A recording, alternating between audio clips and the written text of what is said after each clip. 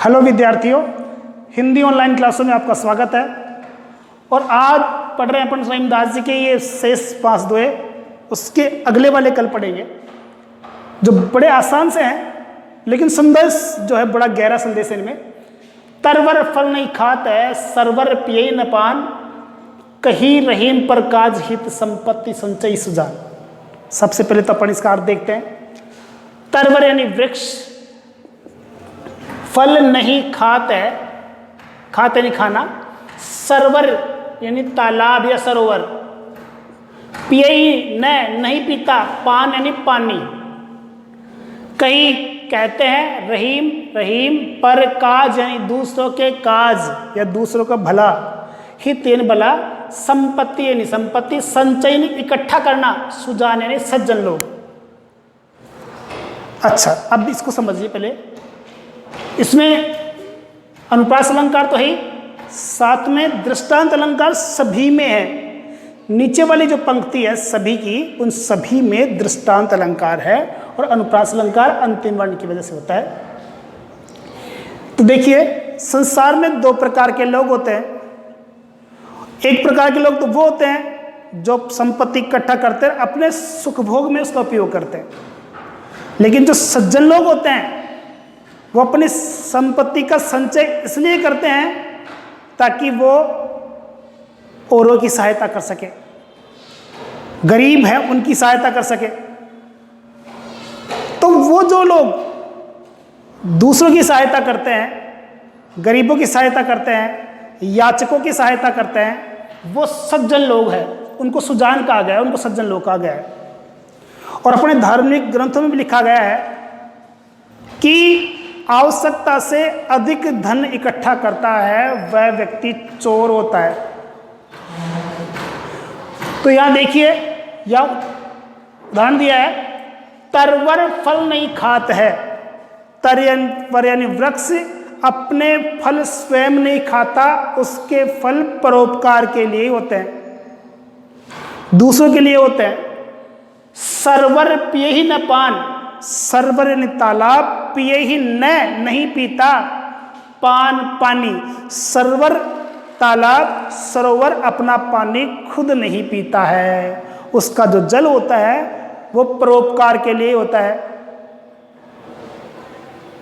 अब देखिए, जब ये ईश्वर के द्वारा बनाए गए तत्व अवयव परोपकार का कार्य करते हैं तो मनुष्य क्यों नहीं करता? मनुष्य स्वार्थी क्यों हो रहा है? उसको भी परोपकारी होना चाहिए। तो तरवर फल नहीं खाता है, तरवर अपने फल जो है स्वयं नहीं खाता, वृक्ष अपने फल स्वयं नहीं खाता, उसके फल हमेशा परोपकार के हित भी होते हैं। सरवर तालाब पिए ही नहीं पीते हैं पान, तालाब जो है अपना पानी स्वयं नहीं पीता, वो पानी परोपकार के लिए होता है। कहीं रहीम, रहीमदास जी कहते हैं शैली इसकी उपदेशात्मक है, क्योंकि हर दोहे में उपदेश दिया गया है। भाषा सरल सहज है और तत्सम शब्दों से युक्त भाषा है इसकी। कहीं रहीम पर काज हित, रहीमदास जी कहते हैं कि पर काज हित, दूसरों के कार्य का करने के लिए, भला करने के लिए। संपत्ति संचय, अनुप्रास अलंकार हो गया सैवर्ण की आवृत्ति से। संपत्ति संचय सुजान, सज्जन लोग जो है वो अपनी संपत्ति को इकट्ठा करते हैं। वापस समझे, जो सज्जन लोग होते हैं वो संपत्ति इसलिए इकट्ठा करते हैं ताकि वो अपनी संपत्ति को दान दे सके, सहयोग कर सके। और जो व्यक्ति संपत्ति इकट्ठी कर लेते हैं उसका परोपकार नहीं करते हैं, शास्त्रों में उसको चोर कहा गया। और आपने एक दुआ पढ़ा होगा कि साईं इतना दीजिए चामे कुटुंब समाए, मैं भी भूखा ना रहूं साधु ना भूखा जाए। कि हे ईश्वर, मुझे इतना ही दौलत दो कि मेरे परिवार का पालन पोषण हो जाए। साईं इतना दीजिए जामे कुटुंब समाए, मेरा परिवार का पालन पोषण हो जाए, मैं भी भूखा ना रहूं और साधु ना भूखा जाए, मैं भी भूखा नहीं रहूं और मेरे घर पर आने वाले सज्जन व्यक्ति भूखा न जाए। इससे ज़्यादा संपत्ति सही नहीं है। अतः यहाँ पर यह संदेश दिया गया है कि हमें जो संपत्ति है वो पर कार्य हेतु, पर हित हेतु ही उसका खर्च करना चाहिए, संचय उसको करना चाहिए। और ये तो समय भी है, इस वक्त हमारे पास जो संपत्ति है वो जो है परोपकार में लगानी चाहिए। दूसरा देखो, 8वां है, थोते बादल क्वार के जो रहीम गहरात, धनी पुरुष निर्धन भय करे पाछली बात। देखिए, थोते यानी खाली, बादल बादल, क्वार, क्वार एक महीना का होता, महीने का नाम होता है हिंदी महीने का। 60 श्रावण भादवा, भाद्रपद का महीना जो होता है उसको क्वार मास कहते हैं। महीना, क्वार का महीना मतलब भादवे का महीना। जो यानी जैसे रहीम यानी रहीमदास जी, गहरात यानी गहराना, उमड़ गुमड़ना, आवाज करना। धनी पुरुष यानी धनवान पुरुष, निर्धन यानी निर्धन, भय होने पर, भय यानी होने पर, करे यानी करते हैं, पाछली बात यानी पिछली बात। अब इसको समझने का प्रयास करें कि व्यक्ति को हमेशा एक जैसा रहना चाहिए, परिवर्तनशील नहीं होना चाहिए। क्योंकि कई बार ऐसा होता है जब व्यक्ति के पास धन दौलत होती है तो वो बड़ा इतराता है, और जब उसके पास धन दौलत समाप्त हो जाती है तो उसका घमंड जो है वो दूर नहीं होता है और फिर झूठी डींग हाँकता है। अब देखिए, थोते बादल, सॉरी इसको पहले और समझाऊँ आपको कि यहाँ उदाहरण देखिए बताया है कि बरसात का जब महीना प्रारंभ होता है, आषाढ़ से प्रारंभ होता है, आषाढ़, श्रावण और भाद्रपद। आषाढ़ श्रावण में जो बरसात के बादल होते हैं वो बरसात भी करते हैं, लेकिन बाद में जो बादल होते हैं वो बरसात से खाली हो जाते हैं और खाली गर्जना करते हैं। बरसात तो करते नहीं हैं, सिर्फ गर्जना करते हैं।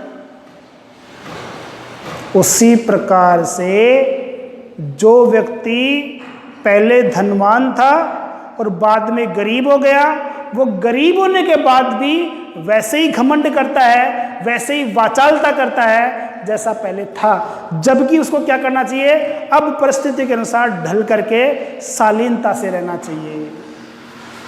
थोते बादल क्वार के, क्वार महीने के जो थोते बादल है, जो रहीम गहरात, रहीमदास जी कहते हैं कि जिस प्रकार से वो गहराते हैं, उमड़ गुमड़ करते हैं, आवाज करते हैं, गर्जना करते हैं। धनी पुरुष, धनी धनवान पुरुष, निर्धन भय, गरीब होने पर, करे पाछली बात। वो क्या करते हैं, करे नहीं करते, पाछली बात, पिछली बात करते हैं। वर्तमान की बात तो करते नहीं, वो पिछली बात करते हैं कि मैं ऐसा था, मैं वैसा था, मेरे पास इतना पैसा था, मेरे पास इतनी संपत्ति थी। वो पिछली बात करते हैं, जबकि उनको क्या करना चाहिए, पिछली बात नहीं करनी चाहिए, वर्तमान में जीना चाहिए। तो कवि ने ये संदेश दिया है कि हमें परिस्थितियों के अनुसार ढल जाना चाहिए, बदल जाना चाहिए। जैसी परिस्थितियां होती है वैसा बन जाना चाहिए, कोरी डींग नहीं हाँकनी चाहिए। नेक्स्ट है, रहीमन असवा नैन ढरी, जिय दुख प्रकट करे, जाही निकारो गे ते, कस न भेद कही दे। देखिए, रहीमन रहीमदास जी, असवा यानी आंसू, नैन यानी आंखें, डर यानी निकल करके, जी यानी मन के, दुख यानी दुख, प्रकट करे यानी करना, जाई जिसे, निकारो निकालो, गे ते यानी घर से, कस न कैसे नहीं, भेद भेद कही यानी कही दे यानी देता है। अब देखिए, अब इसको समझिए। आपने 10वीं क्लास में एक कृपाराम जी खिड़िया वाला एक पद्यांश पढ़ा होगा, घन घन सब्बल न फूटे पहाड़ निवड़, जड़ कोमल भिज जाए रार पड़े जदराजिया। इसमें बताया था उन्होंने कि चट्टान पर कितने ही अपन सब्बल के हथौड़े के प्रहार कर ले, लेकिन चट्टान नहीं टूटती है। लेकिन अगर उसी चट्टान में दरार पड़ जाए तो एक कोमल सी पेड़ की जो जड़ है वो भी उसमें दरार पैदा कर देती है, उसको फाड़ देती है उस चट्टान को।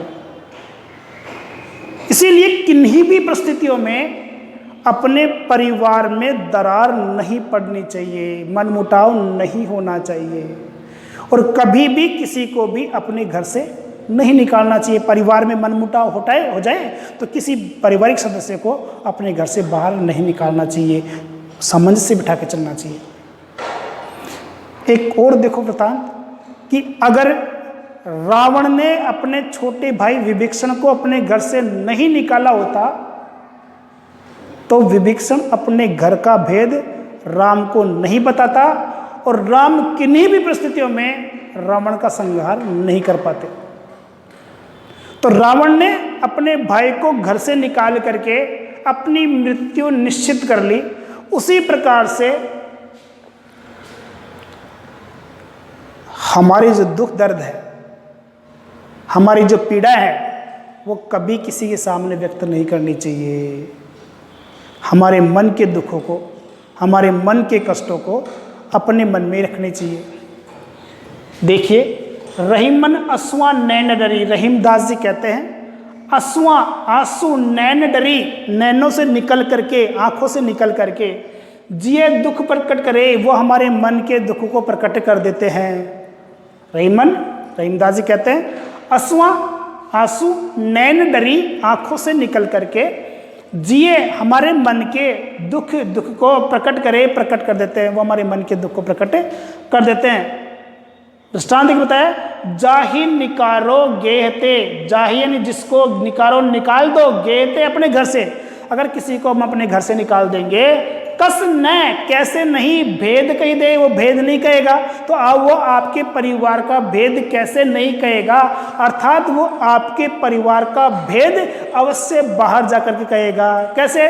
जिस प्रकार से आंखों से निकला हुआ आंसू हमारे मन के भेद प्रकट कर देता है।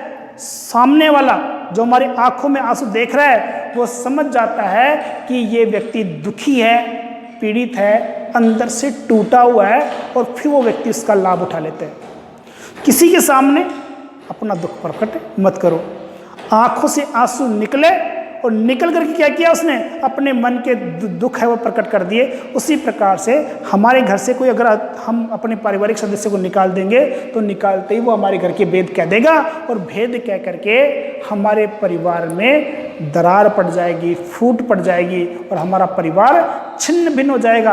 अतः दोहे के माध्यम से संदेश देना चाहा है कि हमें कभी भी अपने मन के जो दुख है वो किसी को नहीं कहना चाहिए। हमारे परिवार की जो भेद है वो कभी किसी को नहीं कहना चाहिए। साथ ही हमें सहयोग और शांति और सद्भाव से अपने परिवार में रहना चाहिए।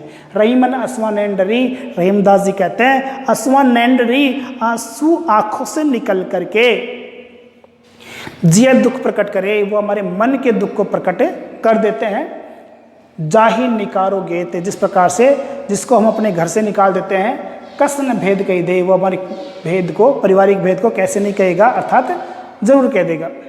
अगला है रहीमन निज मन की विथा, मन ही राखो गोय, सुनी अठले हैं लोग सब, बांटने ले कोई। ये दो है, दोनों बिल्कुल सेम से ही है। रहीमदास जी निज अपने मन यानी मन की यानी कि विथा यानी पीड़ा, मन ही राखो राखो गो यानी छुपा करके। गोय का मतलब क्या होता है? छुपाना। सुनी सुन करके, अठले हैं मजाक उड़ाना, अठले का मतलब मजाक उड़ाना।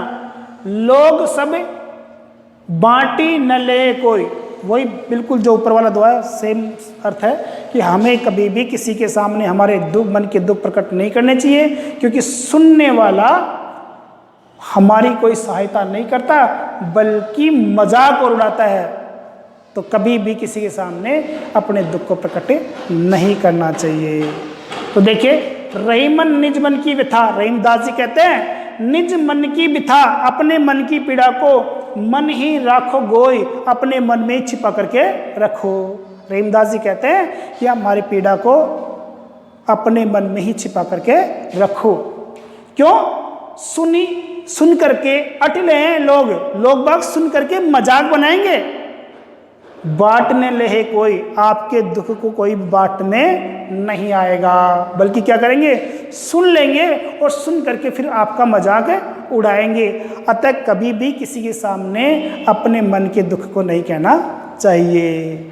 अपने मन की पीड़ाओं को अपने अंदर ही छुपा के रखना चाहिए, और परिस्थितियों का सामना करते हुए अपने भविष्य को संवारना चाहिए।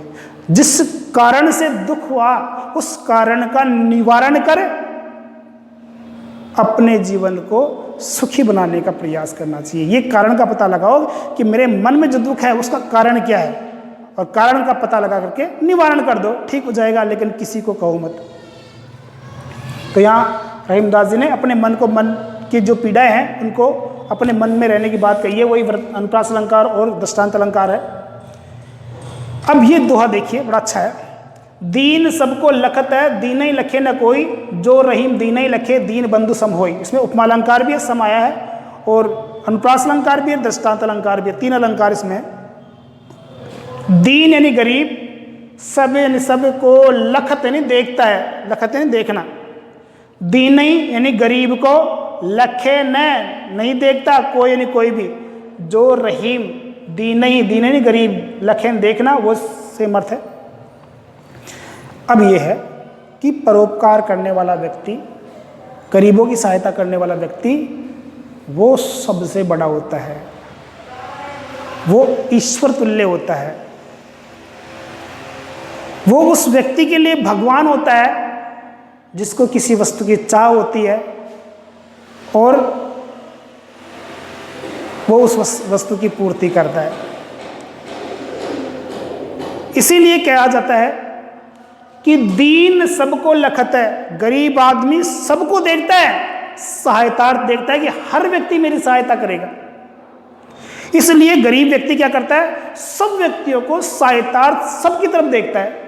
दीन गरीब आदमी सबको लखत देखता है, सब व्यक्तियों को देखता है कि ये व्यक्ति समाज के जो प्रबुद्ध लोग हैं, धनवान लोग हैं, वो मेरी सहायता करेंगे। दीन ही लखे न कोई, लेकिन कोई भी व्यक्ति गरीब आदमी की तरफ नहीं देखता। दीन ही गरीब व्यक्ति को, लखे न नहीं देखता कोई भी, लेकिन कोई भी व्यक्ति गरीब आदमी की तरफ नहीं देखता। अब देखो विपरीत है, गरीब आदमी तो सबकी तरफ देखता है, लेकिन सब गरीब व्यक्ति की तरफ नहीं देखता। गरीब आदमी सबकी तरफ कैसे देखता है, सहायतार्थ देखता है, लेकिन गरीब आदमी की तरफ कोई भी नहीं देखता। जमाना ऐसा है। लेकिन यह पंक्ति बहुत अच्छी है, कहा है जो रहीम दीन ही लखे, रहीमदास जी कहते हैं दीन ही लखे, जो व्यक्ति गरीब व्यक्ति को देखता है, मतलब उसकी सहायता करता है, गरीब व्यक्ति की सहायता करता है, दीन बंधु सम होय, वो भगवान के समान होता है। दीन बंधु यानी भगवान, ईश्वर के समान होता है। अर्थात इंसान होते हुए भी वो भगवान बन जाता है। कब? जब वो व्यक्ति किसी गरीब की सहायता करता है, तब वो भगवान के समान बन जाता है। दीन बंधु का मतलब क्या है, ईश्वर। दीन यानी गरीब, बंधु यानी भाई, सहायक, और गरीबों के सहायक कौन होते हैं, ईश्वर होते हैं। तो यहाँ पर जो व्यक्ति गरीबों की सहायता करता है वो ईश्वर के समान होता है। अतः हमें हमेशा गरीबों की सहायता करनी चाहिए, जो कमजोर तबके के लोग होते हैं उनकी सहायता करनी चाहिए। ठीक है, धन्यवाद।